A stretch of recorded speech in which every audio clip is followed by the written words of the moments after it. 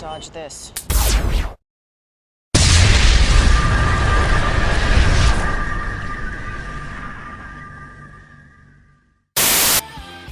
Hey everybody, welcome to the Covert Report with Susan Lindauer.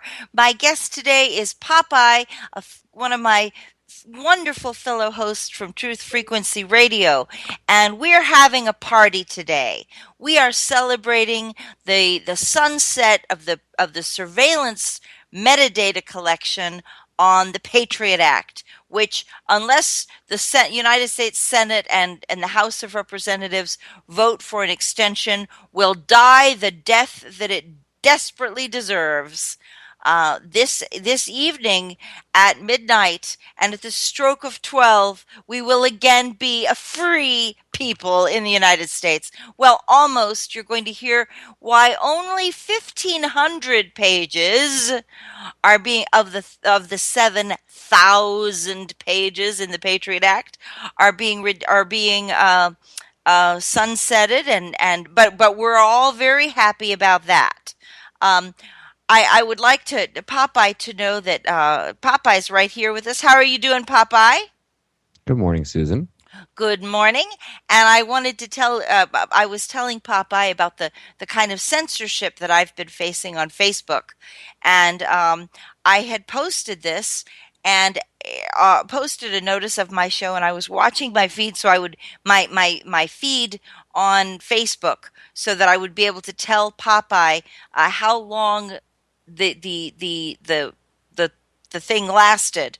And as the music was coming up, all of a sudden it went pop and it's gone. So it may be on your news feed, but my show announcement is not on mine. And I know Facebook is notorious for censorship now, but I really do believe they can pick and choose like who they ramp up the censorship with. I've had multiple accounts closed, and the last one that I fought to get back, and I got it back. It's the one I always use. Ever since they gave it back to me, I can't post in any groups, even my own like groups I've created. I have to go to the group page itself to post. If how you normally can just share a post from wherever to whatever page you manage or whatever group. Not me.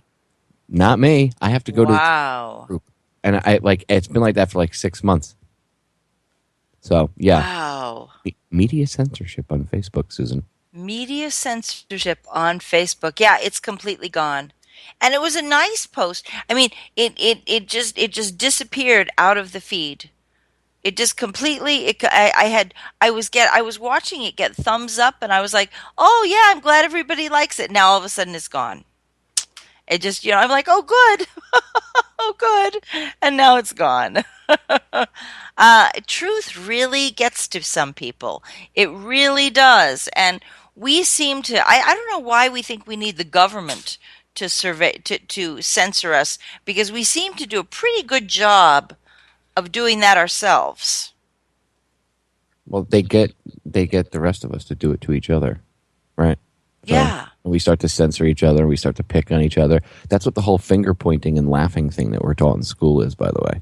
That's a Pavlovian response. It's taught so that when we're older and someone comes like an outside the box thinker and like you, and that you like, oh my God, the Patriot Act. They threw me in a military prison. You should pay attention. Right? People will just point fingers at you and go, ha, ha, ha, stupid, ha, ha, ha, or call you a terrorist or whatever other label that they put on you. Yes. Nobody will think for themselves. That's what that whole thing is about. They teach us when we're young. Yeah, they do. They teach us when we're young. And but even so, we are beating them with social media until you have like somebody like Facebook come in and just try to, just obliterate whatever you've got. That's why they changed the whole algorithms in the way Facebook, like the way information shows up in people's feeds now. Because describe the algorithms, because I'm not even quite sure how that works. Well, all I know is what it does. They just write different programs, and then the programs, whatever master computer program that runs Facebook itself, they can set it so that way. Like back in the day, it used to be easier. If you posted something, everybody that follows you would see it. Not anymore. Now you have to you have to click on get notifications, and you have to add that. Like if it's a page, you have to make sure you have it added to one of your interest lists. And they added all these little nuanced garbage crap filter type things. That way, it wasn't like it used to be. If you posted something on your wall, everybody that was friends with you saw it. If you had like Truth Frequency has a Facebook page. Say Truth Frequency's Facebook page has 10,000 likes on it. If any of us post something to that page, you don't get 10,000 views. You get maybe 100 views. And then if you want, you have to pay for the rest of the access to the rest of the people that you already built up on your own without Facebook's help, I may add. So you're just using their platform. As soon as they went public, it's like all the censorship stuff was being tried out in the back end, and there was a bunch of us that were calling it out, and we were called conspiracy theorists. We were called nut jobs. We were told we were just looking for attention. And then as soon as Facebook went public on NASDAQ, boom. As soon as or nice, whichever one it is, or maybe it's on all of them, doesn't matter. The point is, as soon as it went public and people could buy stocks in it, that's when all of a sudden they started charging to have access to all of your people on a page. And people can say, well, it's just about money, but it's not, because it's slowly done so it gets everybody hooked. It gets the whole media, the alternative media, everybody out there hooked, and then they turn it off. So it really, you have to look at it and ask yourself, did they do it on purpose to manipulate the society? Because they do that. Or was it getting out of control? Was there too much information being shared on Facebook? Yeah. And they shut it down. So if I were to pay, since I have a radio show, if I were to pay Facebook, then they would allow me to have my show on the stream of my own stream. Well, you can. What Facebook does is my Facebook stream. I mean. Yeah, basically, like if you want more people, if you have a page, like a fan page, you'd have to pay. I don't even know. I just post the show. I just post my show. Yeah, onto your own account. Yeah. Right. Well, they censor personal accounts, and then they'll tell you, oh, well, you get more views if you go to a page or you make yourself a fan page, and then you make yourself a fan page, and then they want to charge you for, if you had like I said, 10,000 likes on your fan page. Then they'll turn around and they'll be like, you'll post something and you'll get 100 people that'll see it out of the 10,000. And they'll tell you, well, if you want more to see it, you can promote it, but you got to pay for it. Oh, brother. Yeah. Oh. So they spy on you, collect all your information, and then they want to charge you on top of it on the other end to use their services for anything. So, yeah, you're getting it from both ends from Facebook, just so you know. Yeah. Wow. Well, it really sucks. I'm really glad because that Rebecca Roth, wonderful Rebecca Roth, premiered her show on Truth Frequency Radio last night, and I was so honored to be one of the guests, one of her very first guests. And she is just so exciting. She's such a dynamic, smart lady. We're so lucky. And I'm glad that she said that her inaugural show was so extremely well received. Yeah, she hasn't been super blocked yet. I'm sure Facebook will start messing with her soon. Yeah. It's a compliment, Rebecca, when they do it to you. It's a compliment. It's a badge of honor. Wear that thing proudly. That's right. We are proud of our Facebook censorship. I want America to know. Facebook considers me enough of a threat. All of us. Truth Frequency Radio has so much truth packed into it. You're guaranteed to upset the corporate interests. Oh, guarantee. I like to call Facebook NSA book. NSA book.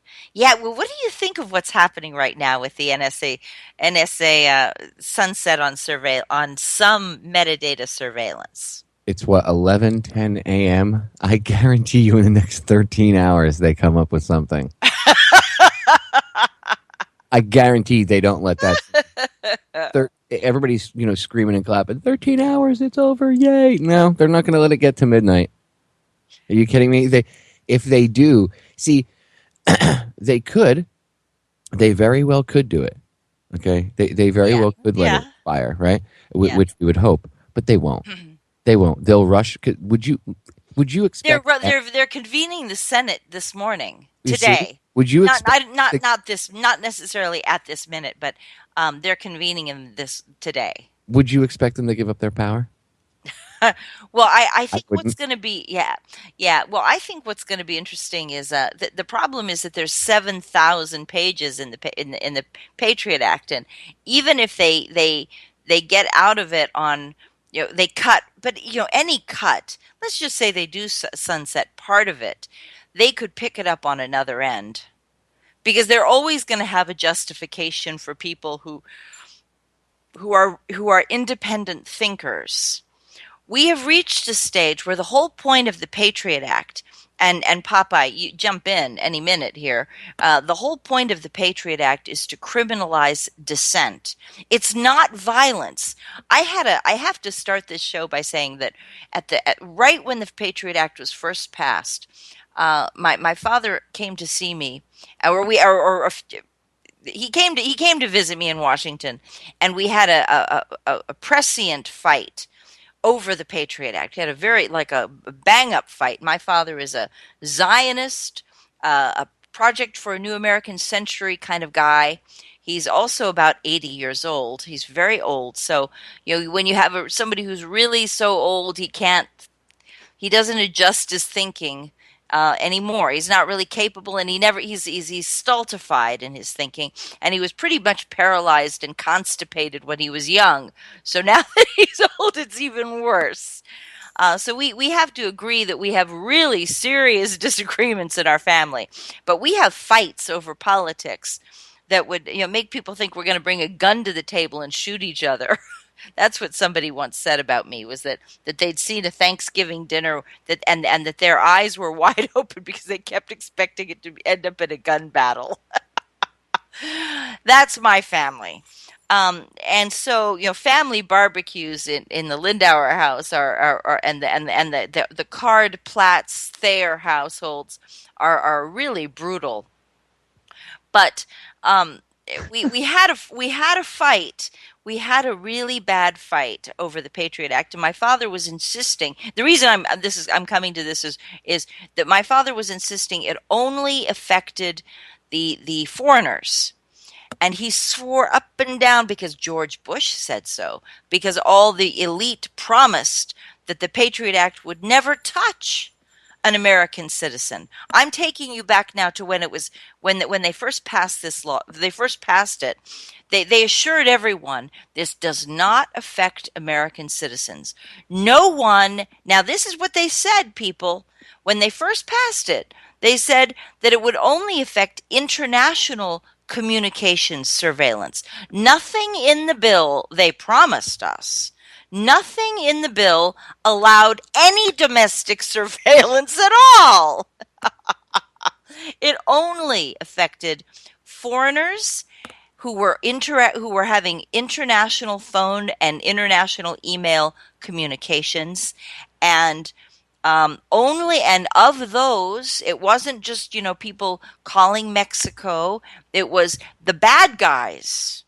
It was limited to there would be heavy scrutiny over, it wouldn't just be everyone with a foreign phone call calling the hotel in London to make travel reservations.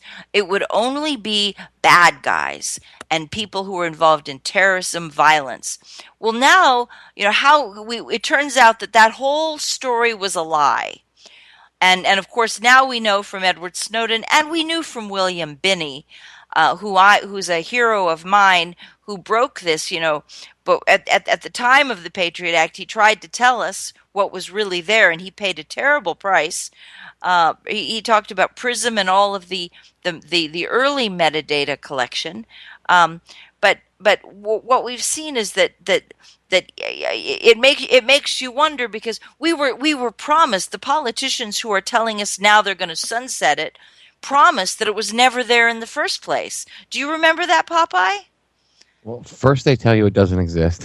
Yeah, they insisted, they swore up and down, oh no, That's this their doesn't MO. exist. That's their MO, Susan. Like, you'll point something out and they're like, "You're crazy. That doesn't exist." And then Yeah. once you give empirical evidence that it exists, then they're like, "Oh well, we knew it existed," and they changed the story. But it's there for your protection. It's It's to keep you and the children. It's for the children because 9/11, Susan. Because that's their fallback excuse, anytime like they stub their toe or anything, and because Yes. 9/11. Really? Yes.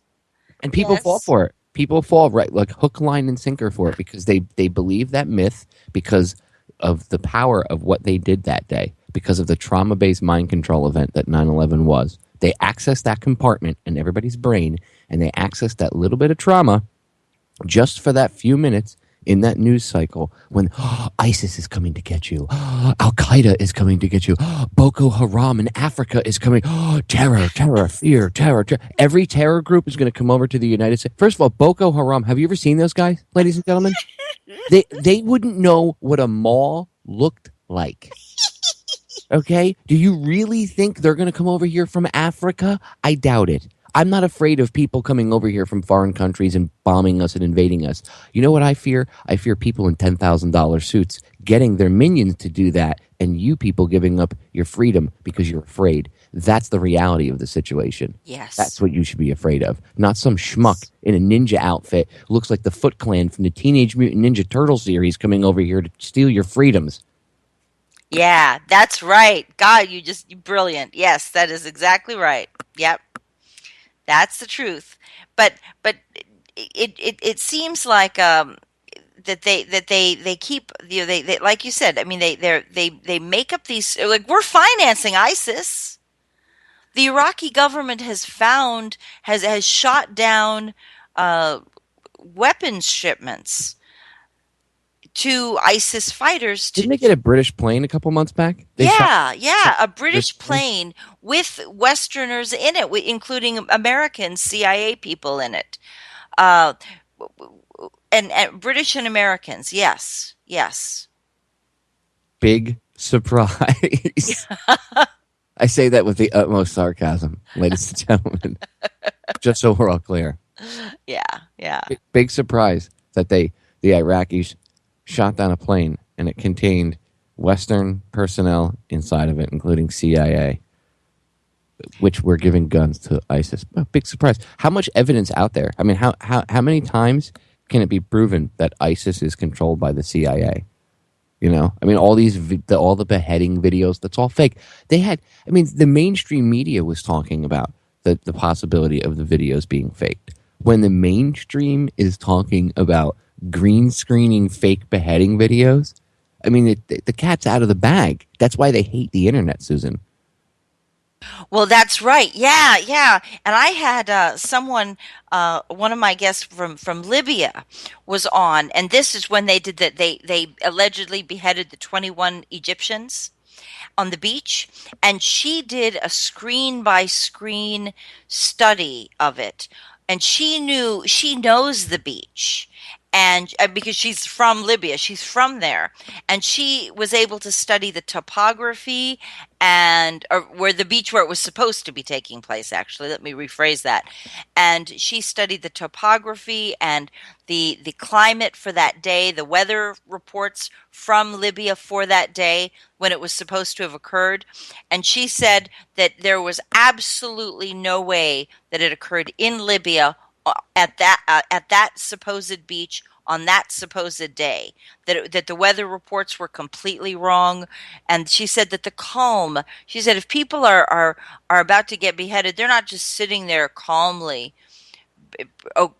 calmly waiting for their death. They're crying. They're hysterical. They're trying to get away. They're very frightened, and that the whole thing is it's not even a believable death, because if you have 21 men just poised there, somebody's going to try to bolt and run.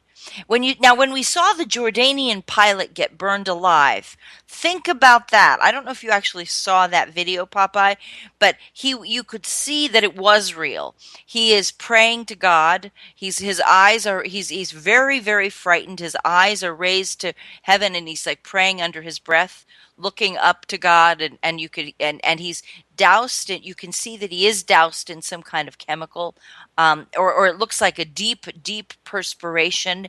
He has sweat dripping down his face. Now later on, we wonder if that's flame igniter some kind of incendiary chemical that they are trying to that they intended to that they sprayed over him to get him. But it's a very believable death, and so you compare that death, which is very dramatic, and you only have to kill one, to the Egyptians, where they're just sitting there on the beach, just looking straight ahead, their eyes straight forward, very somber, and not crying out when they're dying, not screaming, not shaking, not trembling. Everyone is completely still, like a tableau. And it really looks, and when you present it that way, and then you realize how easily you could behead, you could do like a green screen and cut their heads off, and move the heads down so that they're all perfectly aligned. That's the other thing that's not real. The perfect alignment of the heads, nice in an exact position. If it was real, there'd be blood everywhere.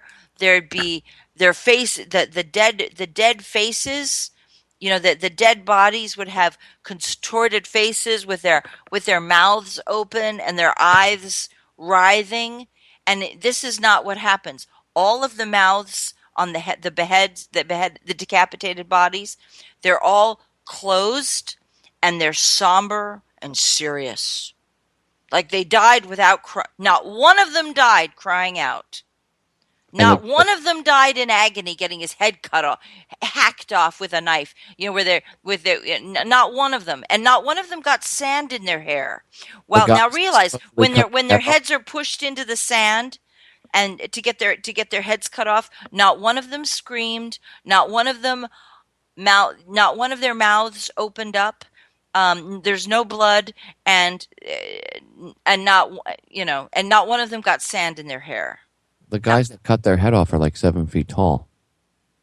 If you look at the video, that's the yes. video where the guys with our we made Kevin and I made fun of them. We nicknamed them the Anunnaki division of ISIS because they're 7.5 feet tall. If you look at them in comparison, you're like, oh my God, who do they get? The NBA? I mean, really, Yes. what did they go recruit an NBA team to go join ISIS? It's amateur at best. And when you point it out, I mean, back in the day, we would point things out like this, and people would call us crazy nuts, and you still get that. But I mean, there's actually more people. Like I've heard mainstream convo, not I shouldn't say mainstream, like average everyday person convos where people that you would think would totally eat this stuff up from Fox News or CNN are Yeah. openly saying, "Oh, those videos were faked. Those are fake videos. Yeah. The CIA did that." Yes. You're like, what? Wait, what? Did you just did you just say? I thought you'd be eating up the Fox News propaganda. Did you just Yes. actually say something? And so yeah, it's Something getting out there. intelligent and informed? Yeah, Yes. because you can only lie so many times, Susan, and get caught lying through your teeth.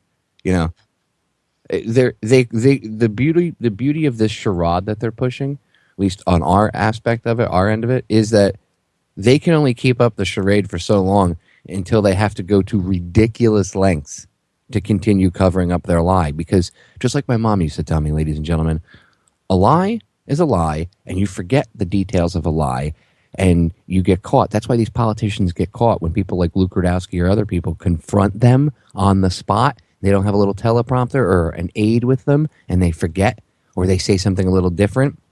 Because a lie, you have to remember the exact details of, and it's hard to remember it because it's a lie. The truth is the truth, and it was an experience that you had, and it's ingrained in your brain.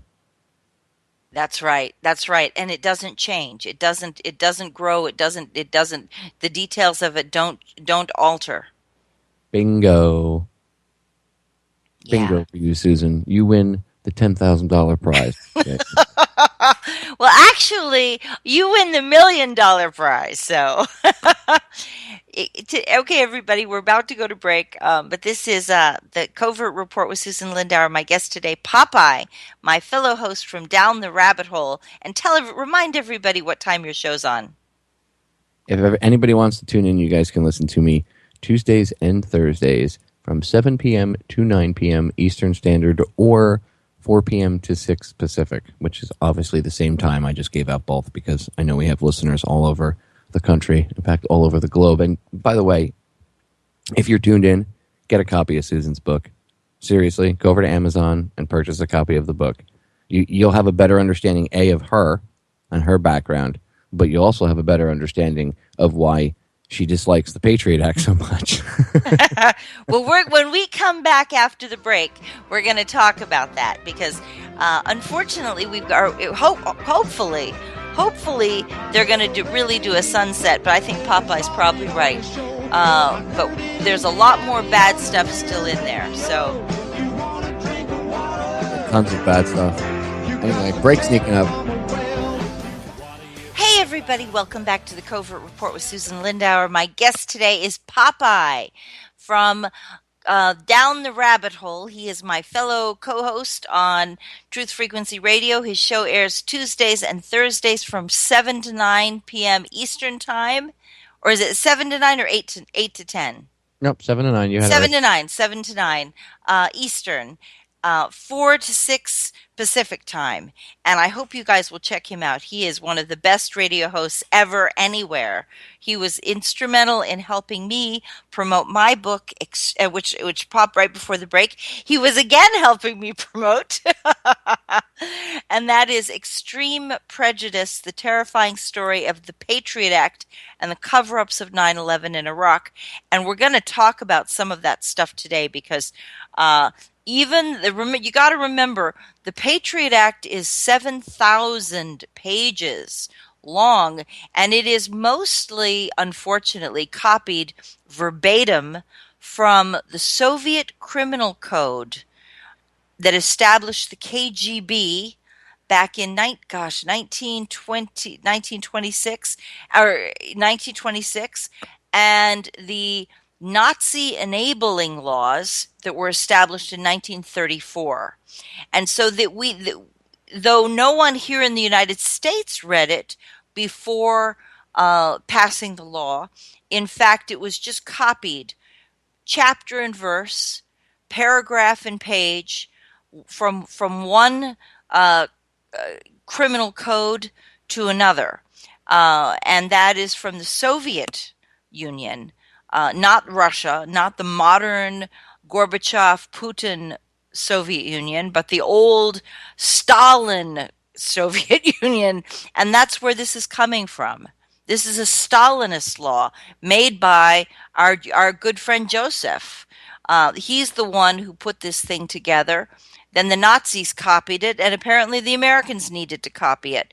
And what it does is it criminalizes dissent, so that it's not necessary. People think, people associate with the Patriot Act with opposing terrorism or stopping terrorism, though Keith Alexander, who is the head of the NSA, director of the NSA, has confessed that he lied under oath. He lied to Congress when he testified that 54 terrorist acts had been discovered and stopped because of the surveillance provisions of the Patriot Act. In fact, he has been forced to retract that statement that 54 terrorist conspiracies were discovered and stopped because of surveillance. He now admits there is not one single terrorist attack anywhere that has been affected because of this mass data collection. And William Binney, who is white hat NSA whistleblower, one of my heroes. Everybody check out William Binney. Before there was Edward Snowden, there was William Binney, and he broke the story for real. Edward Snowden resurrected it and made it go viral, which is fantastic. We're very grateful for that. But it's William Binney who stuck his neck out first. William Binney, who got fired and was banished to Yellowstone for a while. He was living in a trailer in Yellowstone. He was so poor, and now his time has come after a decade in the wilderness. The time has finally come where he is getting the credit and the accolades that he truly desperately deserves. And people are paying attention to what he exposed long before Edward Snowden. Popeye, I'm sorry to cut you off like No, no, that. no, no. Go rant away, my dear. Rant away, Rant rant away. away. The listeners need to hear this stuff. I agree with you. William Binney is actually a really nice guy, like a genuinely nice person. Like, you know how sometimes you meet these people that like they're famous because they leaked something or whatever, and you get to know them as a human, like by interviewing them a little bit, and you realize, wow, this person's not like they come off in the public eye. But William Binney's actually a really nice person. He's genuinely a good guy, and I honestly think what he like I Snowden, I still kind of question that whole thing. Like, what are the reasons? What are his motivations? He went There's off to some Hong Kong. That was a bad for me. That was a bad sign. yeah, there's just something And then doesn't flew smell to right about it. Moscow. That flew from Hong Kong, in China's back pocket to Moscow, and that just, I don't know how the rest of America feels about that, but that doesn't. It may just be that I'm too old school to appreciate that. That I may don't be know. more global than I can handle. No, he sets off my alarm bells a little bit. You know how I am. Like I just I don't trust him. But William Binney, good guy. Yeah, yeah. I wish. I tend to believe that if you, I mean, for all whistleblowers out there, um, Edward Snowden took the easy way. He may have had very good reason for doing it, but for running away, for running and hiding in a foreign country that where he can't be extradited. But if you're going to be a whistleblower, God help you, you need to stay and fight. And you do it because you love the values and you believe in the country. You want to have the best America. And we are, and Popeye, you may be rolling your eyes when I say that. We are in a lot of trouble right now. But if you're going to say something, and if you're really going to do it, you have to stand and take the consequences of doing it too. And the consequences of doing it can be brutal. But I guess I don't like Edward Snowden because he ran away. And that may be just, he may have been just smart. I mean, the rest of you may see it very differently because, he ran away because he didn't want to go to jail. And look at poor Bradley Manning, now Chelsea Manning. Bradley Manning, who exposed with WikiLeaks, and now he's in 35 years in prison at Leavenworth, for God's sakes. And is that fair? Is that a good compromise? And it's just that I happen to, and as someone who, if you read my book, Extreme Prejudice, you will know that I was subjected to 5 years of indictment on the Patriot Act. And literally, when I was arrested, um, I had let me give you a backdrop to this. I had requested to testify on Capitol Hill, and you should think about these other whistleblowers who have been criticized because they went straight to the media.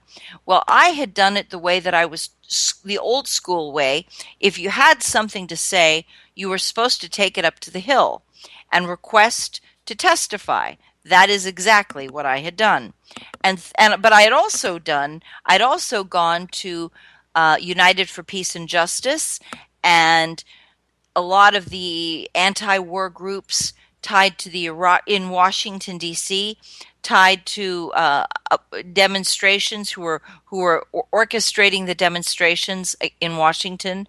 And I had gone to some of the presidential candidates. I went to Wesley Clark was running, or no, let's see, was it Wesley Clark was running for president.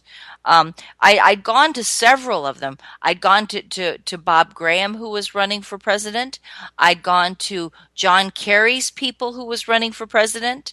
Um, and I had spoken to them, and I'd said, there's some serious problems in the Bush campaign, and you better know what's really happening with Iraqi pre-war intelligence and 9/11. And the whole thing for me is all intersected together. So I had been pushing this very hard. I'd gone to the opponents.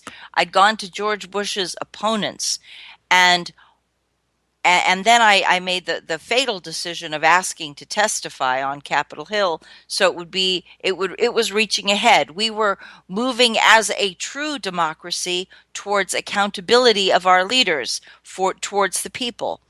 And 30 days later, literally 30 days later, um, I heard this. I woke up to hear pounding on my front door, and I looked out the window, and there were men in flak jackets.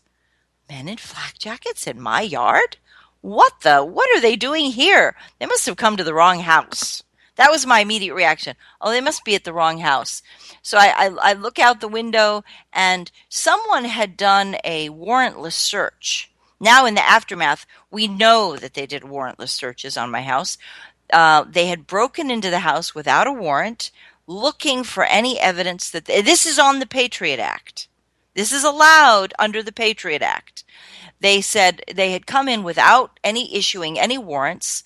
They had come looking for evidence that they could show a grand jury so that they could try to get an indictment against me. Because usually you see you cannot get an indictment until after you break the law. But under the Patriot Act, that is no longer necessary. You arrest someone before they break the law, thinking they might eventually do it. So I looked out. So when I at the time that this had happened, I had thought that somebody had tried to rob me, and my front door had been broken in the attempt to break into my house. So I had literally had to hammer in a piece of plywood at the bottom of the door, because the front door was swinging wide open. It was just swinging back and forth it wouldn't even shut anymore. And so I was waiting to get paid so I could put in a brand new front door. And in the meantime, I had put a strip of plywood there. So when the FBI comes to my door and say, open the door, I'm like, I can't, it's broken. And they're like, open it or we will break it down. And I said, well, you already broke it. You're going to break it again?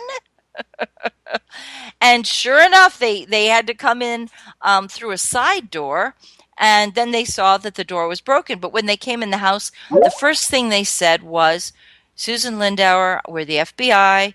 And I was like, can I see some ID? And I was shaking. Now I was really scared. It's like, you're looking for me? May I please see? I immediately went into polite mode. I tried to be very, I was physically shaking. I was like, can I please see some ID? And I couldn't even see the ID. I mean, they gave it to me. They showed me the ID because they do have to, they could see that I was totally stunned, and my hands are shaking violently, and I'm like, you are the FBI. Oh my goodness. Well, what are you doing here? And they say, yes, you are under arrest on the Patriot Act. And if I wasn't scared before they tried to break down my door, I was now terrified. And I realized that something really horrifically awful was about to happen. And at one point, the FBI agent who was arresting me as they're putting on handcuffs on me said, your life will never be the same ever again. And I said, and I knew, and guys, that is the truth. That is a delineating event. That's a demarcation point. And you might think that you could do it better than I did, but I fought them. And the thing is, I don't think because I was so badly scapegoated, and because I was so badly abused and maligned, you might not even realize how aggressively I had to fight them. But in the end, people, I won. Because I have 5 years of indictment with no trial or conviction and no guilty plea. Now, John Kirikow, whom I love that man. Um, Jeffrey Sterling, I love that man. I love these people who are fighting, who are telling the truth, who are accurate, who are getting smeared and beaten up and indicted by the Obama people. But all of them, I beat them because I was never convicted of any crime.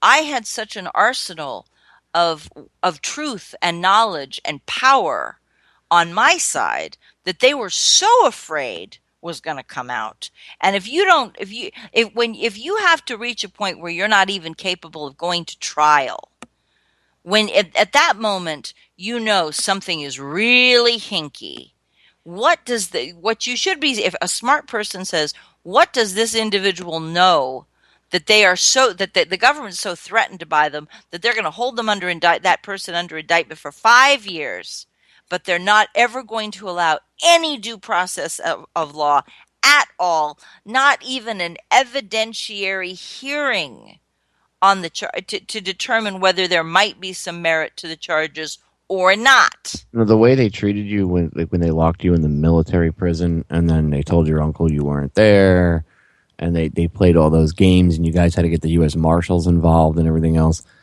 That, if people think about it, and I know Jose Padilla was the quote unquote first American. I always say that you were the first American citizen. I know Thank that you. technically it's not, but Jose, Thank that you. whole Jose Padilla thing, that's like one of those original false flag FBI run operations going all the way back right after 9/11 I don't believe that was actually genuine at all. I think that was Absolutely, I agree. handled just like all the other ones that we've seen. So I don't genuinely. That's why when people say to me, was Susan the first one?" Technically, no, Jose Padilla was.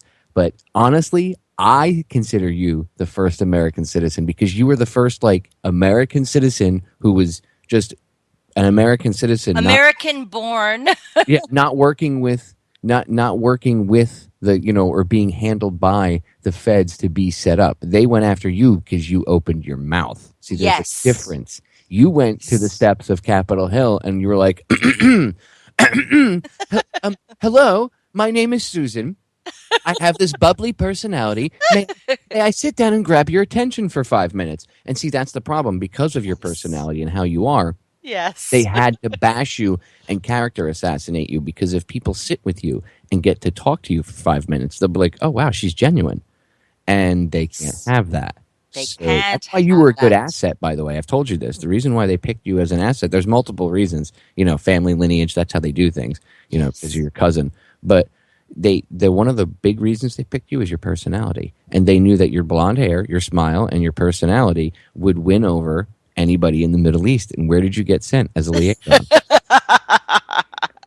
That's right. The Arabs love blondes. And That's right. I'm sure you commanded the room when you went in there. So, Absolutely. Well, that's actually true too. I have dated a couple of ambassadors. so I you, have. and so that means you I was yourself. actually a But very good asset. I dated the ambassador to Yemen. Seriously. what was that like? That was before the USS Cole, and he would actually visit me in Washington. He would come down to Washington to see me. So the Secret Service was like, see, I mean, this was the whole thing.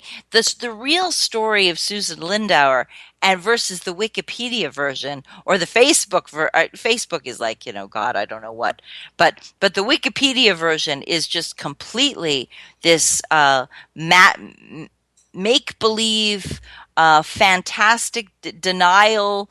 It's like it proves to me that that Wikipedia is like a CIA uh, propaganda tool. But Oh, yes, because anybody can anybody and their mother can log in and change things. They can go in and change things at will. So that there's no really set standard at all of like there's no organization that you could look to and be like, okay, they run Wikipedia and they tell the truth, and there's nothing like that. Like anyone can log in there and change it, which happens quite often. So Wikipedia is quality, about as yes, reliable as my big toe when it comes to gathering information. I'm just saying. I mean, yeah. I go there myself just to see what Wikipedia says as opposed to the truth. Like, it's good to do that because then you could at least see what the general public is getting told. Like in your case about you, you can go to Yes. Wikipedia and be like, okay, so this is what everybody thinks about Susan Lindauer because of Wikipedia. But Well, but hold on. What my attorney said to me, I got when we first had this big fight, we actually had to fight with Wikipedia to correct my birthday, and several people who have never met me uh, were going on and were guarding my Wikipedia site, and they were my Wikipedia page, and they were like, "We are the authorities on Susan Lindauer, and you are not going to change anything about this page." And I'm like, there's this man named Richard Norton, who I don't even know this man. I have no idea who this individual is. He's obviously a psychopath, and he in any other situation he would be considered a stalker. But he is allowed to make up any wild story about me that he wants, and literally we had to he had started making up birthdays, and he just was posting, different birthdays. And at one point I was like 54 years old, and I was, I had like four different birthdays in a year, and all this crazy stuff was going on. And I got really upset. I went to my attorney. I said, I demand that you contact Wikipedia and put a stop to this. Wikipedia literally came back and said, well, if you're Susan Lindauer, you are obligated to give us your birth certificate. These other people could make up any story and they could just put it in. But if I wanted to fix it, I had to supply a birth certificate. Okay? And so my attorney took them the birth certificate. He said, well, here it is, you dumbass. And by the way, everything she's saying is true, and you are guilty of libel and slander. And so they said, well, the government has made this story up about her, so we have the right to print it. We have the right to state it because the government has made it up. Can I just point something out, by the way, really quick? Sure. That you have to provide a birth certificate, but the president of the United States doesn't? Yes. I just want to point that out. I just wanted to point out the hypocrisy in that argument. Okay, go on. Yes. Yeah. So we provided the birth certificate. And then my attorney said, Susie, what's going to happen is your story. He was I had the best attorney. By this time, I had an attorney who was fighting for me pro bono. I had given him like a tiny, tiny, tiny little sum of money.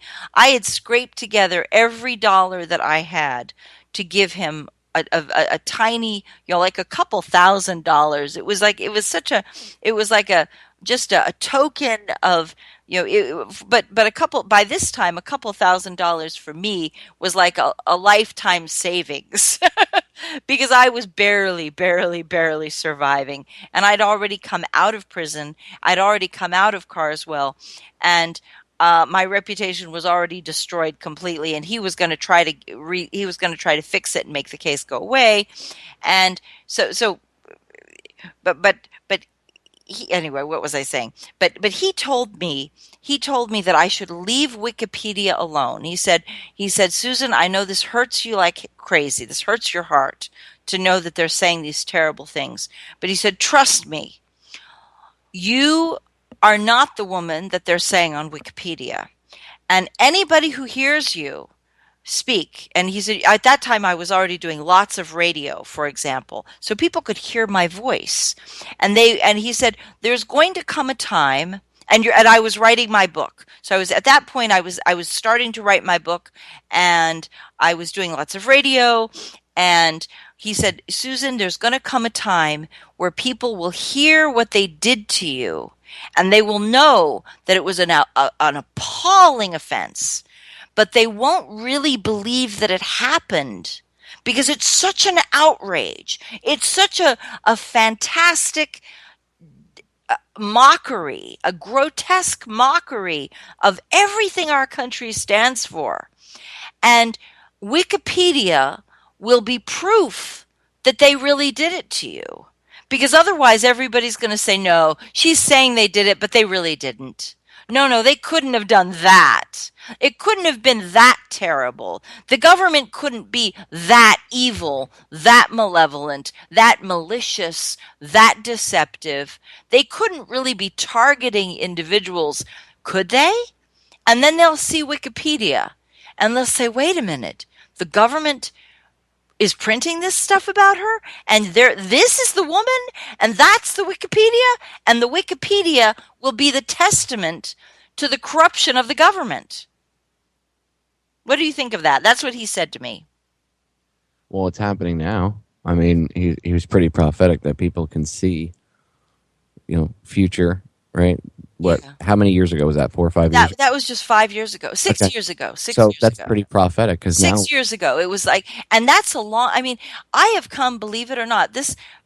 My charges were dropped 5 days before Obama's inauguration. See, 5 days before I the wonder inauguration. why. I wonder why that is. Oh, because maybe they didn't want them looking into anything. They didn't want them going down that rabbit hole Yep. And if because the I money had hadn't been been still under transferred over. indictment, I would have been like, I want these people prosecuted. This is felony perjury. You send these people to jail now. These are crimes against the Americans. And the first thing I did, Popeye, was I went straight back to Capitol Hill with a timeline for 9/11. And I mean, I actually had like a timeline of 9/11 and Iraqi pre-war Oh, I intelligence. remember. That's when they called the cops on you.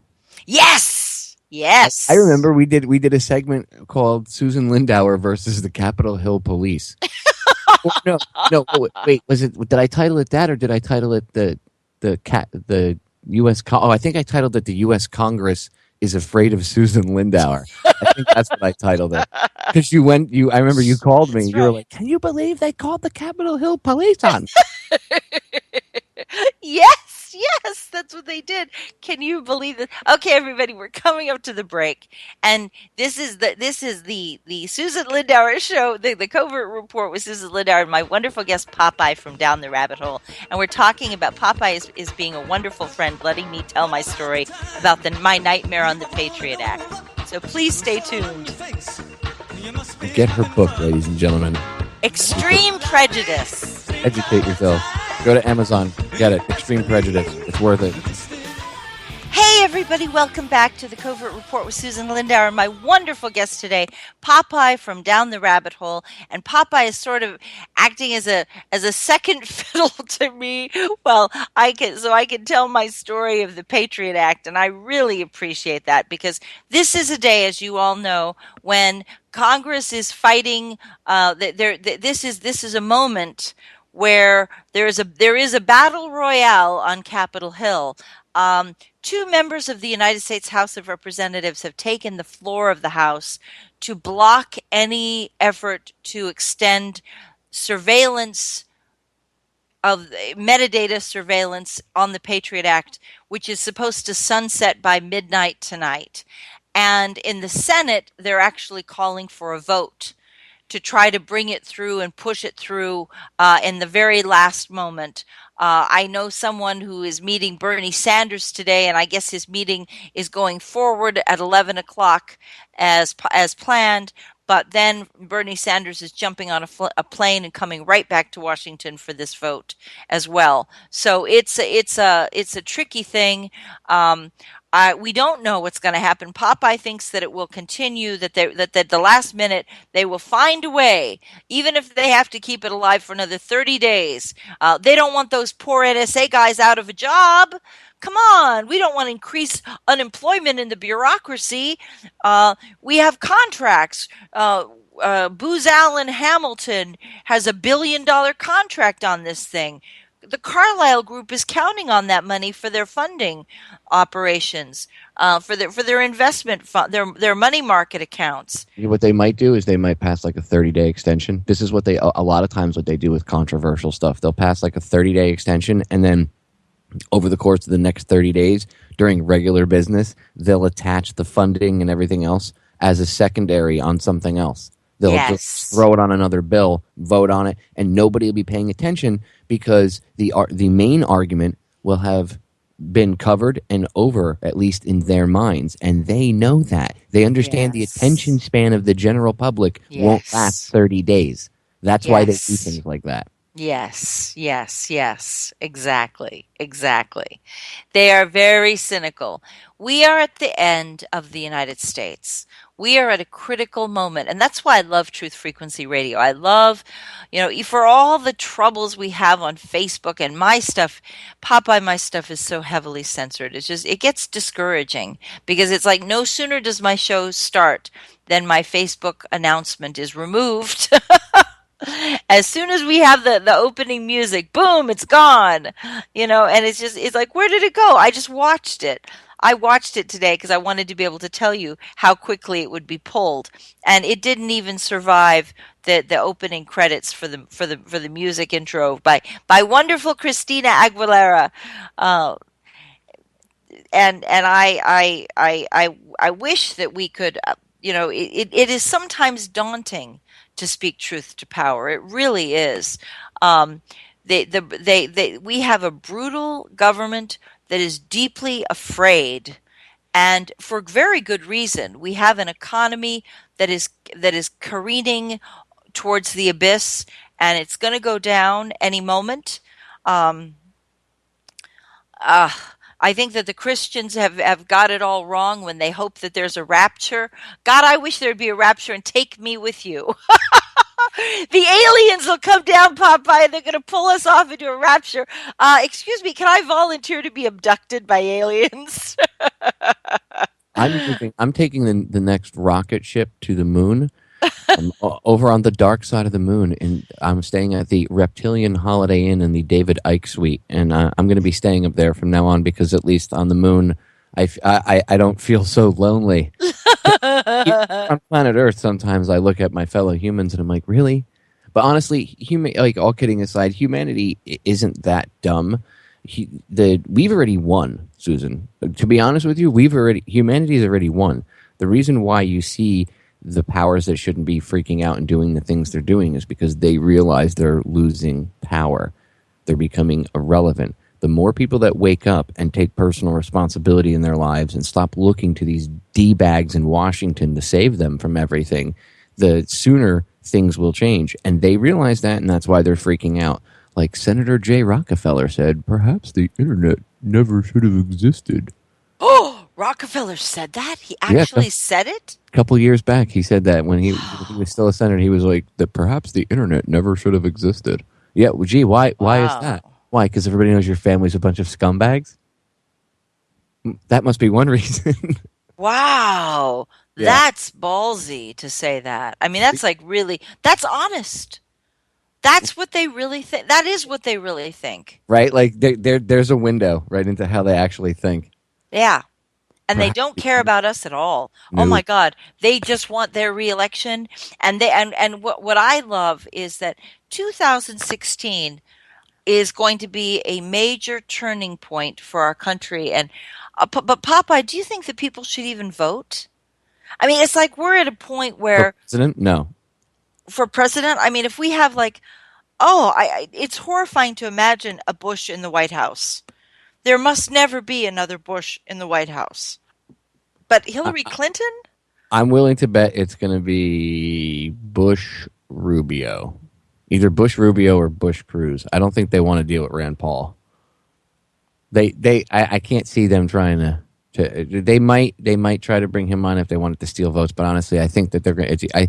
And I say Rubio because he keeps saying that for the past year. I wrote an article about this last year. Do you think, wait a minute, do you think Rubio would be president, or do you think he'd be like vice president? Well, it could be Jeb Bush president, him vice president, but in order to garner the young vote, they would probably put him as president and then have Jeb as vice president. Mr. Pienack, I believe Jeb's a member of the Council on Foreign. He would never, Bush, and no, there'd be no Bush on the second ticket, Well, underneath the ticket. He'd have to be number one because that's Daddy Bush's ego. well, yeah, either that or I would say that they would put him as vice president like they did Cheney with the Muppet because W was stupid and he was mind controlled and you can totally see it. He's a multiple. Yeah. I actually talked to Fritz Springmeier about this. So and when I say multiple for Susan's listeners, if you don't know what I mean multiple. He's multiple personality, and that only comes about from mind control and fracturing someone's psyche through trauma. And I could get sidetracked into that. The point is, he was controlled. Cheney was actually the president. Yeah. And doesn't think that Darth Sidious was running things for 8 years. You're out of your mind. Oh, yeah. Oh, my God. The dumbest human being on the planet. Really incredibly stupid and weak. A very weak man. very dangerous. But I think that the Republicans are honestly. I know there's a lot of Republicans out there, and I love you guys who don't want, who stand for libertarianism, who don't want the government to interfere, who don't want to have, these politicians. I get that. I support libertarianism, but the PNAC Republican crowd are the scariest people Well, alive. that's why I say Rubio, because for the past year, and I wrote an article about this, he's been saying we need a new American century, and the sacrifices have to be made for a new American century. And as soon as I heard him say new American century, I wrote a whole article about this. I was like, project for new American century? Ha Anyone? ha ha. The people that wrote Rebuilding America's Defenses, and they put out the white paper a year before September 11th that said that if they wanted to transform America into this like new modern Rome, basically, and start invading all these people's countries. Oh, look, we're doing that. But they said we couldn't do that because the change would be slow because America wasn't on that war footing and we weren't in that mindset, unless, of course, we had some cataclysmic and catalyzing event. And I'm using their words, catalyzing event like a new Pearl Harbor. Oh, what did Bush call 9/11, Susan, in his memoirs that Yes. night? Oh, that's right. He called it this generation's Pearl Harbor. Yes. Hmm. But I'm Uh, sure that's just a coincidence that the very same people that wrote that white paper were also later in the Bush administration when 9/11 happened. I assume that's coincidence too, right? but here's the problem. Here's what's so scary. And I tell you, in the first part of the show, I said, don't run, stay and fight. But having been through the Patriot Act and the NDAA, and we're gonna in the second hour, I'm gonna get to the part about the NDAA portion of it. Um, I was subjected immediately to secret charges, secret evidence, secret grand jury testimony. The government was never required to produce any evidence that I actually broke the law. Now, this is a very scary thing if you're under indictment for 5 years. And people, I did win. Like I said, I won because I have no conviction on my record. I though I s- but the price was hellacious. I was locked in prison on Carswell Air Force Base for a year with no right to a pretrial evidentiary hearing to show that I was telling the truth. The bureaucracy was deputized to commit felony perjury to a federal judge named Michael Mukasey, who later became U.S. Attorney General Michael Mukasey. Mukasey was rewarded for protecting Silverstein's insurance claims on the World Trade Center and for doing some very hostile things towards the American people in terms of his interpretations of the law. He was rewarded for what he did to me. And yet, on the morning of my release, when there was only my at that time I had a public defender who was just horrible, who had also sold me out. It turned out that they had a secret meeting, and again, Patriot Act. You can't believe that these kind of things happen in the United States, but there had been we after the charges were dropped. We were finally he turned over the evidence. Prior to this, he actually refused to give us the evidence that was in my case. And so 5 days after, well, okay, when I got a new attorney, he refused to give the new attorney the body of evidence and the discovery is what it's called. He refused to give us the discovery until after the charges were dropped. And when they did that, I went through everything and I found a non-disclosure agreement that he actually signed for the Justice Department, stating that he would never discuss whatever he said with his conversations with the Justice Department. He would never inform the defendant, that would be me, or any future legal counsel. So the attorney in my case, who was selling me out, would never inform me of what was happening, of his private discussions with the Justice Department, and he would never inform any other attorney in the case without the written consent of the prosecutor. Well, I was stunned when I saw this. That's pure Patriot Act.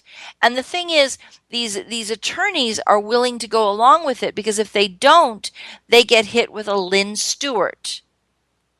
Lynn Stewart was a very violated court orders left and right on what she was going to communicate with her client, and who was Sheikh Abdulrahman, and she ended up on a 10-year prison sentence trying to batter down the legal profession and put the fear of the Nazi fascists, the fear of the uber liberal, and make no mistakes, it's uber liberal, uber conservative.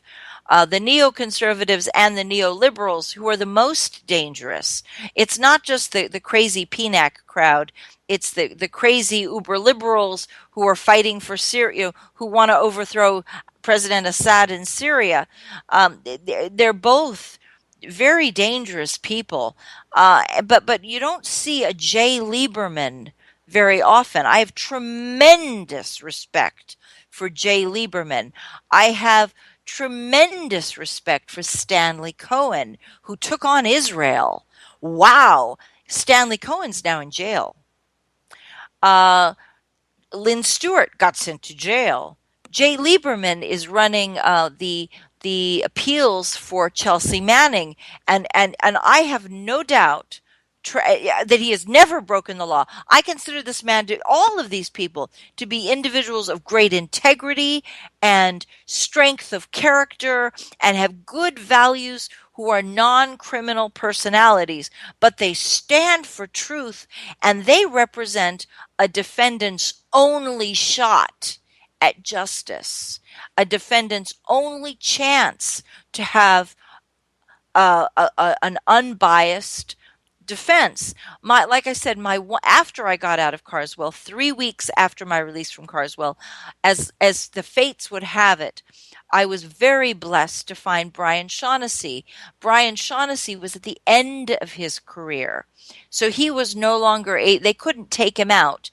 They wouldn't if he was at the height of his career, they could threaten him, but he was at the very end of his career. This would be one of the very last cases he ever was involved with.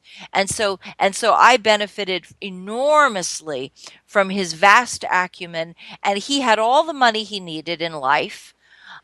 He realized that he was working now he was working for the challenge of taking out the Patriot Act, and he was thinking, this would be like but he had the skill, he had the brilliance, the experience, and the skill to possibly wipe out a portion of the Patriot Act, and that's why he took the case.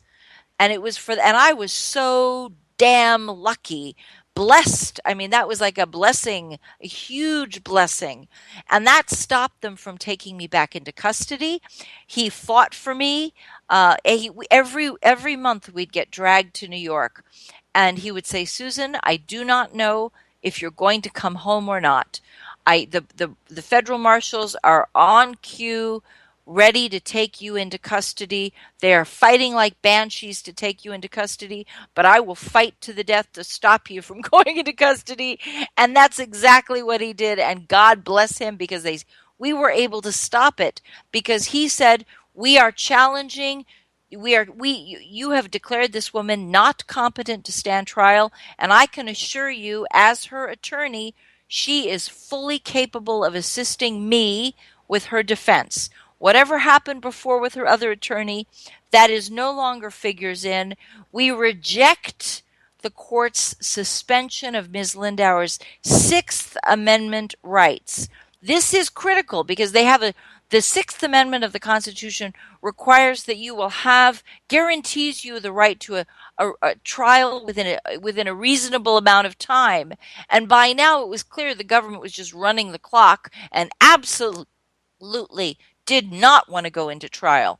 So he was like, "You are in violation of her Sixth Amendment, and this is a crock of garbage. This is a garbage can full of nonsense about her being a religious maniac." Realize that was the argument they used, that I was a religious maniac. Now, I do believe in God. For all of you out there who don't, that's cool. I've never been uh, a I'm just not a kind of fanatic kind of personality. I'm really cool. I'm laid back. I tend to have a Unitarian sense of God, like God is the universe. God is this beautiful, magnificent force of energy and life, creative force that I think is so beautiful. I just think it's beautiful. I think the earth is beautiful. I don't want to die because I like looking at the color red and the color green. Those are my two favorite colors. And I like looking at those things. Even on a bad day, the sky is blue and it's so gorgeous. The world is a beautiful place, even when the human race is terrible. So I'm not suicidal. I'm not threatening or damaging to any other human being on this earth, life or person, property. No, that's just not my way. So you have a really hard argument that I'm someone who belongs in jail. If you can't give me a trial, and if you cannot produce the evidence to prove that I broke the law, then go go f yourself. Sorry. See, this is my other problem. You're saying I'm a religious maniac, but I curse like a pirate, Popeye. That's one of my favorite qualities about you, is that you curse like a pirate, Susan. I do. I do. I apologize to everybody. Sometimes I get on radio shows and they're like, "We have to bleep you. Don't ever curse like that." I was on Coast to Coast Radio and I said a bad word and they came on the break and said, "Susan Lindauer, don't you do that. We're live. We're on mainstream commercial radio."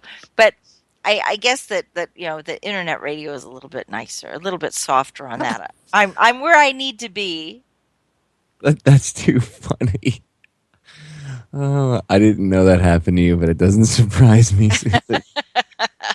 That's cool. Curse away. I get yelled at. I'm like, they're like, don't do that. You can't swear on our.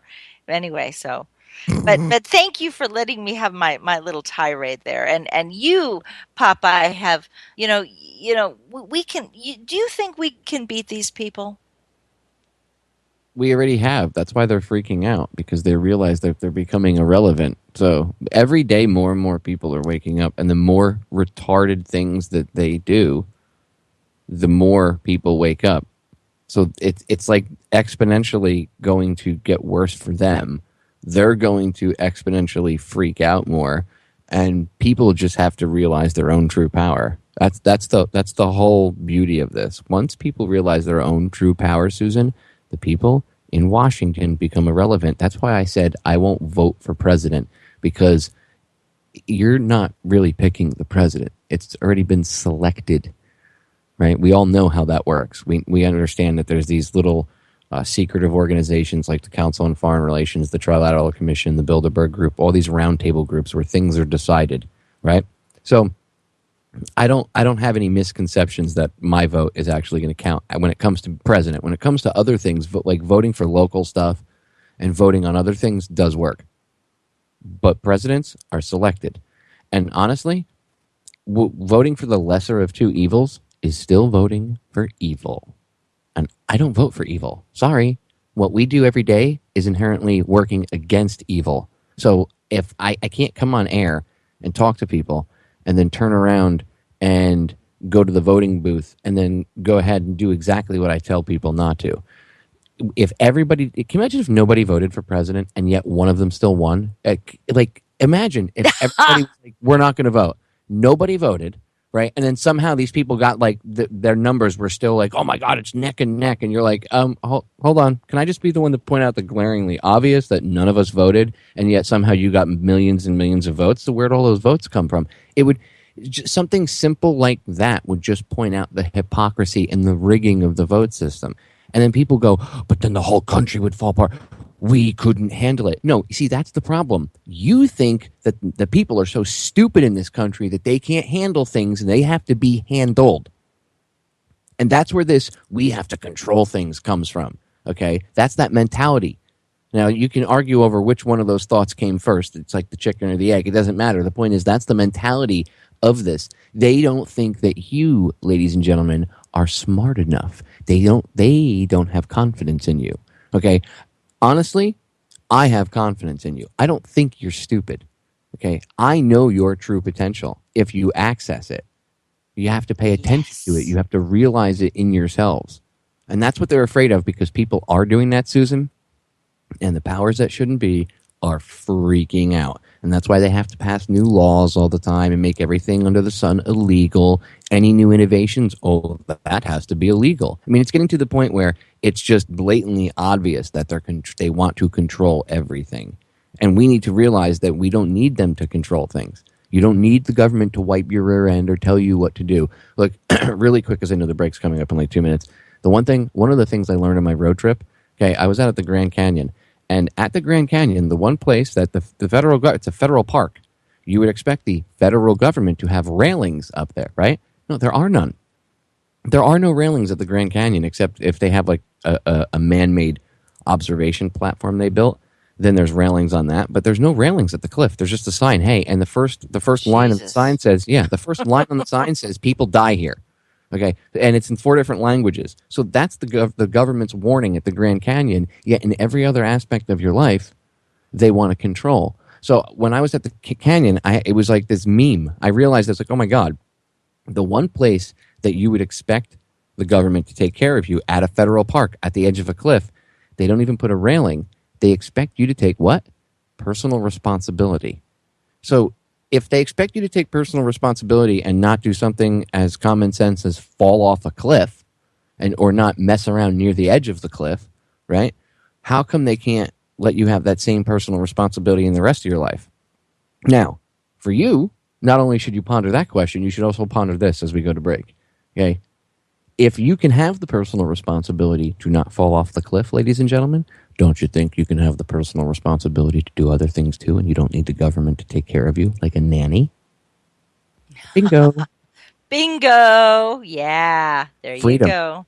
That's what real freedom is about, personal responsibility, just so you know. Personal I just thought I'd throw that freedom tirade in there, Susan, as we come up to break. Yeah, no, freedom and personal, and that's empowerment. That's where you heal your injuries. If you're broken down, you take back your power that way. Everybody, we'll be right back after the break. Hey, everybody. Welcome back to the Covert Report with Susan Lindauer and my wonderful guest today, Popeye from Down the Rabbit Hole, who is one of the truly great radio hosts anywhere. The best of the best of the best. And I love this guy. You are just an amazing, amazing, amazing fount of knowledge. And I got to ask you, what do you think of Jade Helm? And because we're talking about the fear of the government, and I agree with you in part, Popeye. I do think we're winning. I think that we're fighting back. I think we're fighting back, and I think that there's more of us than they anticipated, and we are capable of countering them.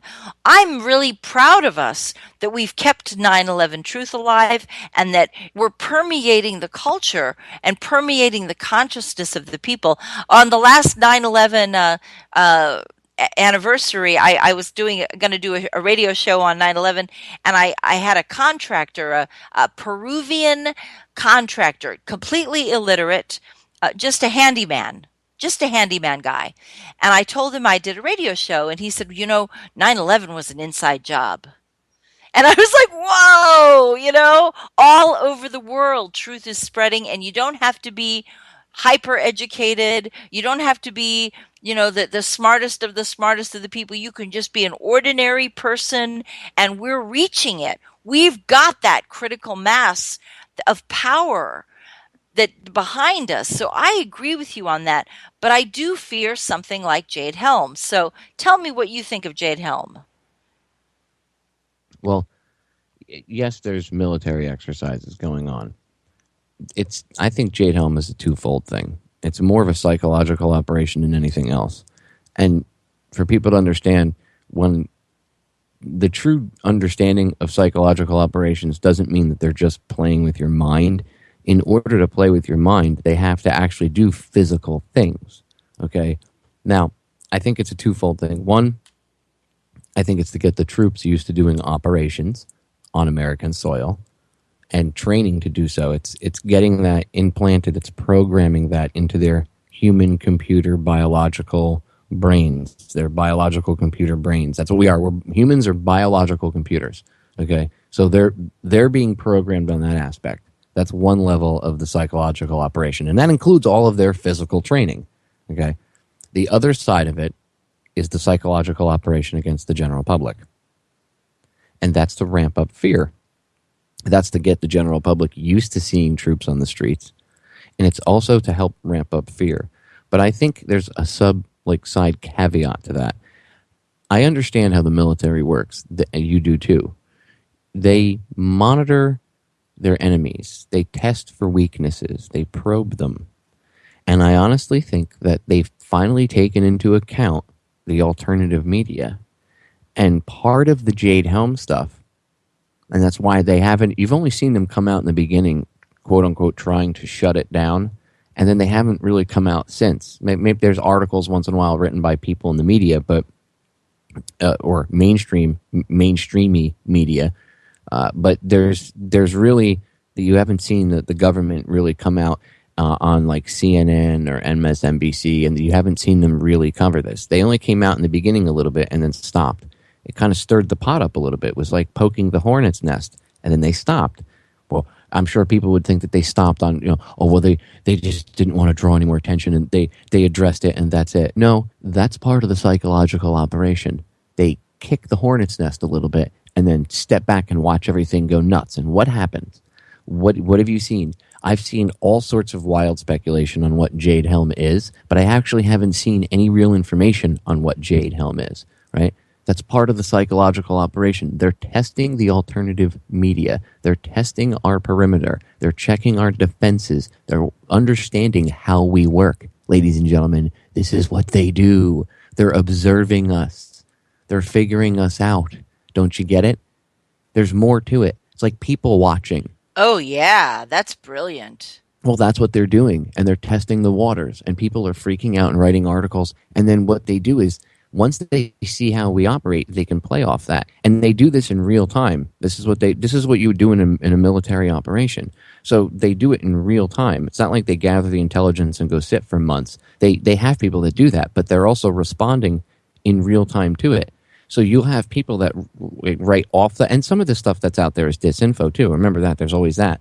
But you'll have people that will write the most off-the-wall stuff because they only have like a 2% or 3% understanding of the entire picture or of everything that should be required to actually be looking into this and writing an article about it. And instead of taking an extra 12 hours or 24 hours, it's because everybody has now become, the alternative media has created its own news cycle. And this is one of the reasons I stepped out of that years ago at Federal Jack, because I realized we were doing this. And I've talked about this on air before. We created our own news cycle, just like the mainstream has their own news cycle. And everybody wants to rush to get these stories out and get clicks to their articles. And, it was my article that got featured and all this. And I understand, you want credit for your work and everything else. But the problem is people start to rush to get things out, and they only cover a bare minimum, and people only have a slight understanding of the bigger picture. And the military knows this because they're watching us. They're paying attention, okay? Or the government, the powers that shouldn't be, via the military and the NSA and all this, they're monitoring us and they're watching us and they're gauging our reactions, and they react in real time. And what happens is the end result is people that aren't awake yet, that are looking into this, that maybe are tired of the mainstream's lies, they go to the alternative media and they start to read Jade Helm articles, and either they buy it up and they buy into that fear vibe, which, by the way, you're putting out the fear vibe, so it doesn't matter if you're trying to put truth out or not. If you're putting it out in that fear frequency, you're part of the problem. You're helping the other side, if you want to look at it like a team situation, okay? Or like you're in a competition, like good versus evil. You're helping the other side. You're helping evil if you're putting out that fear vibe. We have to put out this information in a different frequency. The universe operates on two frequencies, love and fear. Okay, they pump fear. We have to emanate the opposite of that if we're going to win. We can't emanate fear while we're doing this. And wow, you're so cool. Well, it's the truth. I mean, I talk about this all the time. So that you have that going on, and then either you have that segment that buys into it on the fear, or you have people that go, oh, these conspiracy theorists are crazy, Jade Helm, oh, whatever, blah, blah, blah. And then they totally write you off. So that's what I see Jade Helm as going on. I see it's a huge psychological operation on many different levels. It's not, it's never what you think it is at face value. Never. It always goes way deeper than that. It's like an iceberg, Susan. You only see like 10% of the iceberg above the water. The other 90% of it's below the water. That's the way the military does operations when they do things like this. They wouldn't be spending this much money in doing this if there wasn't such a big payoff. I don't think we're going to have martial law. Like I said, I think it's a huge psychological operation. They have to do it that way anyway. If they pulled some martial law type event like that and everybody was on point and aware, you'd have some sort of civil war. They don't want to go toe to toe with us. It's about convincing us that they're bigger and badder. It's a mental game, ladies and gentlemen, because they've already lost. Remember that. End of rant. Well, no, but that's really cool. I mean, that's very interesting because you have a much more enlightened, like you've transcended the fear. And I don't, I guess because of where I've been, I have not transcended the fear. I really have not. I feel like the blood and guts of the battle, like I'm like a soldier in the battle in the middle of the fight, and you're on the hill and you've seen the victory. But I haven't seen that victory. I've seen only the blood and guts of the butchery in the moments of tearing each other to pieces. Do you know what I mean? I I don't like fear. I don't subscribe to it anyway. But I lost when my wife passed away because Yeah. it was a pretty traumatic experience. She died in my arms. Oh I my God. Yeah. Yeah, I don't have fear, so Yeah. that experience actually really yes, I have a different philosophical perspective. Like I understand, like once, and I've always talked about letting fear like pass through you, and then like looking like the litany of fear says you allow the fear to pass through you, and then you turn your inner eye to inside yourself, and you look wherever the fear has gone. There will be nothing. Only you yourself will remain. Meaning you have the true power. You're the one that's still there. The fear will come and go, but you will always be there. So believe in yourself. Don't believe in that fear. Don't let the fear sidetrack you. And I actually understand that on a more physical level now because of what I've gone through. And I can honestly tell you that they can't do anything to me. I faced my worst fear and I'm still here. So whatever they can do to me ain't nothing compared to what I've been through. I lost my wife. They couldn't do, what are you going to physically hurt me? If they kill me, I go to the other side and technically I'd see her and my mother sooner, right? So there's nothing to fear. Their power is all in bullying you and controlling you and trying to scare the crap out of you. And what you went through, I can understand why you would fear them. But you know what? You survived that. You made it through that. And look where you are today. Look who you are today. You're who you are today because you went Yeah. through that, Susan. You're Susan Lindauer today, rock star superhero, because you went through that. It made you tougher. It made you who Yes. you are. So Yes. don't ever. I know it's hard, but don't let the fear get to you. And eventually, one day, look, it takes a lot of introspection, but eventually, one day, you two will. Everybody will come to this, conclusion that they're bullies. The fear is the weapon. That's Yes. the most militarized thing they use is fear. That's why everything is. Why do you think they dress the way they do? Why do you think they always run around in black SWAT gear? The cops now and all this Yeah. fear. It's intimidation. It's fear. They need you to be afraid. It's psychological warfare 101.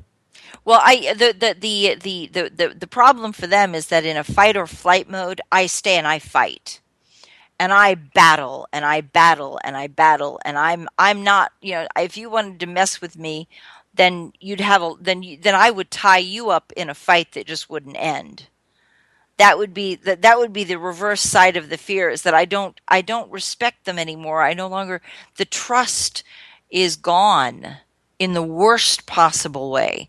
That I don't have any I think of them like I will never see the government as a benevolent positive thing. They are corrupt, they are dirty, they are dangerous, they're bad for our society, they're stupid, they're mediocre.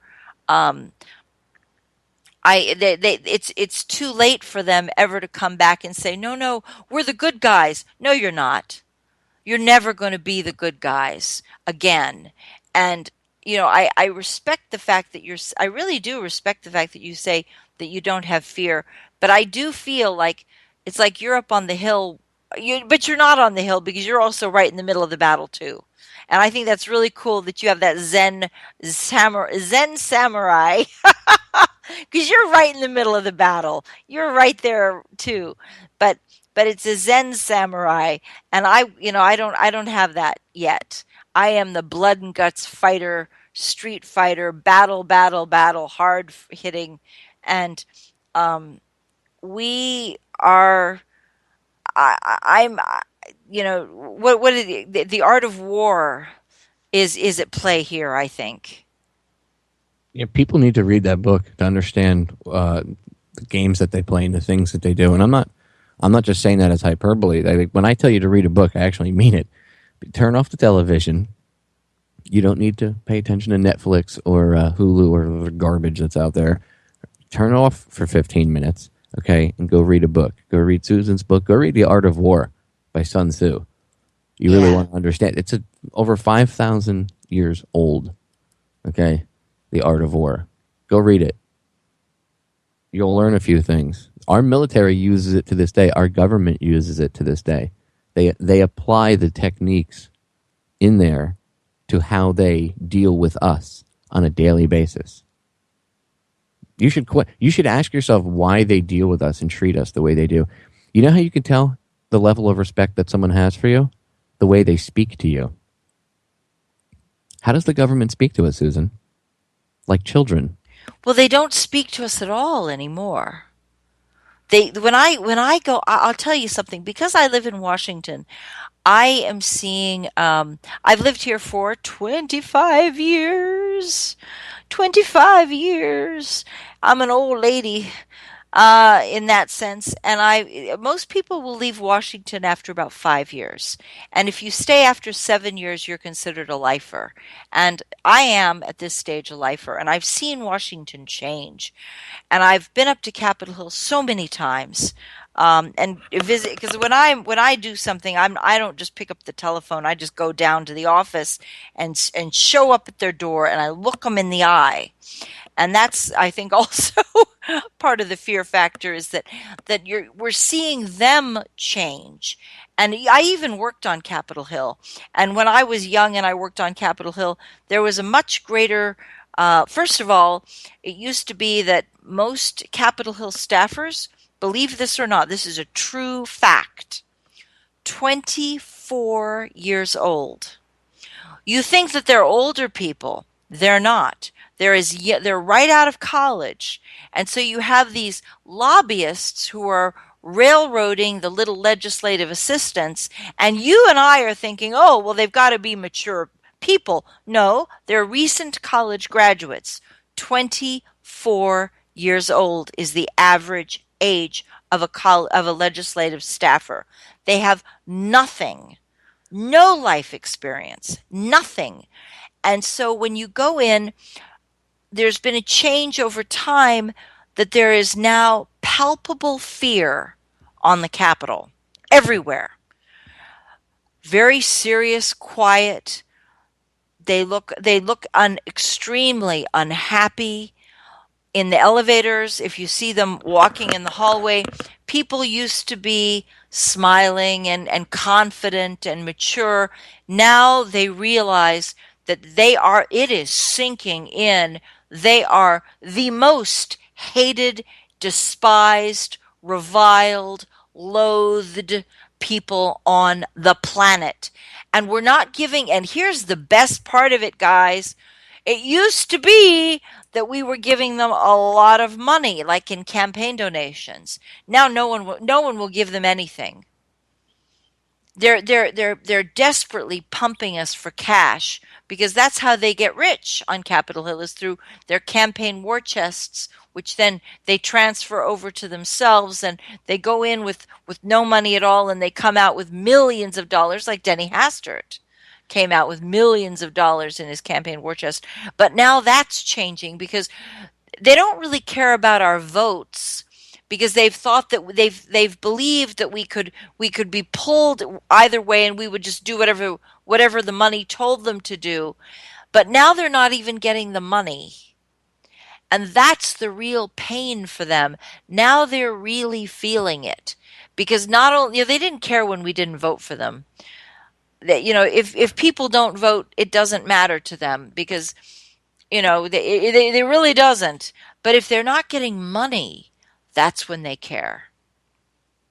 And there's fear, deep fear. And I guess I just can't decide if that makes them more dangerous, or if they're finally sinking in that we've hit them over the head with the proverbial baseball bat so many times. Because when you go into these offices and you hear the conversations that they're having with constituents, it's 1,000 to 1 anti-Congress. There's nobody calling and saying, "Hey, you're doing a good job. Really appreciate your vote on this. Glad you voted that way." It's like, "You losers, what the heck do you think you're doing? Stop it immediately." And they're feeling it. They are, and their fear is now palpable in a way I haven't seen it ever before. And I've been here, like I said, 25 years, guys. Well, like a rat backed into a corner, yes, they can be dangerous because they might be willing to do more things and go to a certain extremes. But remember, at the end of the day, they are bullies who are losing their power. And you have more power in your pinky finger than these scumbags have in their entire being. And that's what they're afraid of. That's why they live in a different frequency. Although many of the people that partake in this are actually just willful idiots, and eventually they will wake up too. And if they don't, then they themselves look. There are some people that won't be enlightened, as you said earlier. They won't, go to the next level with the rest of humanity, and that's their problem. That's, some people are going to stay in their lower frequency, whatever you want to call it. And this isn't, I'm not trying to be new agey or anything. It's not like that. I'm not saying, if you will things, it will happen. I know how the universe works, but I understand that there's two frequencies, and the universe operates on on both of them. We can tap into either one of them. Okay, look, primal fear of like great white sharks is fine. Okay, being afraid of a shark in the water, like, making you want to get up out of the water and run across the water like a marathon, understood. Okay, that keeps you alive. Yes. But living in fear constantly, like Dr. Bruce Lipton talks about, our bodies, okay, we operate in two modes: growth or protection. Growth is when, like right now, you and I are having this conversation. We're both chill, relaxed, right? We're both emanating love out to the listeners, talking, right? Yeah. Where the blood is flowing to our viscera, our gut, which is where growth comes from. By the way, your stomach is considered your second brain. You should go look into it. Your stomach and your brain are constantly communicating. Anyway, when you go into fight or flight, when you're in that fear mode, you go into protection, and all the blood goes from your viscera out to your legs and your arms. Fight, your arms; flight, your legs. And it's only meant to be like that for a short period of time to either defend yourself or get away from the situation. And then once it's all calmed down, the blood and everything is supposed to flow back to the viscera. You're supposed to go from protection back into growth, which is where we normally are supposed to reside, and then carry on. Problem is, in today's society, it's a 24/7 drip, drip, drip of fear. Drip, drip, drip. You turn on the news and it's constantly fear, fear, fear. And it's fear of everything now. Fear of terrorism, fear of heart attack, fear of this, fear of that. Get a new pill. Get this, take that. Be afraid. Be afraid of your neighbor. Your neighbor could be ISIS. So it's this constant drip, drip, drip of fear. And they keep humanity in protection. And that's not healthy. Because if our body, in order to live and grow, we're constantly generating new cells. So you have to go back to growth for your body to generate healthy new cells. It doesn't do that well in protection. Growth comes from the gut. Again, your stomach, your second brain. And when they keep us in this protection mode, we start to break down physically too. Why such a rise in ailments? Oh, because of fear. And look, there's external factors too. There's toxicity, there's radiation, there's tons of other stuff. But your immune system operates much differently when you're tuned into love than when you're tuned into fear, ladies and gentlemen. And that's the bottom line. And so does your brain. And they keep you tuned into fear because they want you to react differently. They want you to be able to be controlled easily. And fear does it. Because if you're living in the love frequency, you're going to be like, wait, hold on. Really? These ISIS guys, what's all this about? You know, Al-Qaeda, what's all this about? You'll start to ask questions. You'll start to stand up and be like, well, maybe I'm not afraid. I mean, can you imagine if all of you had the perspective I have right now about fear? Imagine. Oh my God, yeah. If everyone it's so else, cool. But I'm not patting myself on the back. I'm just saying all it is a simple perspective shift, Susan, of like 3 feet to the right or to the left, and you look at things much differently. And that's what this world needs in this country. Anyway, sorry to hijack the last. No, I love it. I love it. That is so cool. That is like you're a Zen warrior because you are a Zen samurai because you are a true fighter, Popeye. I mean, I don't look at you as being like lazy or disinterested at all. You're right in the mix of everything. But you do have that other outlook that is like so cool. It's like it's so bloody cool. Well, everybody needs to realize that fear is really nothing. I mean, it is what it is. Like that old expression, the only thing to fear is fear itself. It's actually, that's very true. That's actually a very profound statement. Even if it wasn't meant to be, even if it was just some part of a speech and meant to grab people at that time, it's a very profound statement. Doesn't matter the man who made it. Disregard any of that. Disregard any political beliefs and just listen to the words themselves. There's nothing to fear but fear itself. And I can tell you, as someone who faced his worst fear and survived it and is here talking to you today, that's true. These people use fear to control you, ladies and gentlemen. You're more powerful than they are. Yeah, we are more powerful. Well, that's true. We are more powerful, and we're more powerful because we're finding each other. And we're connecting with each other, and they are isolated and alone. They don't have any support at all. And we have reached a critical mass where we're forcing them to confront us. That's what's going on, and they're afraid. Just remember, ladies and gentlemen, you have the true power, and they don't. I'll leave you guys. No. Listen, yeah. Tell everybody again where they can find your show.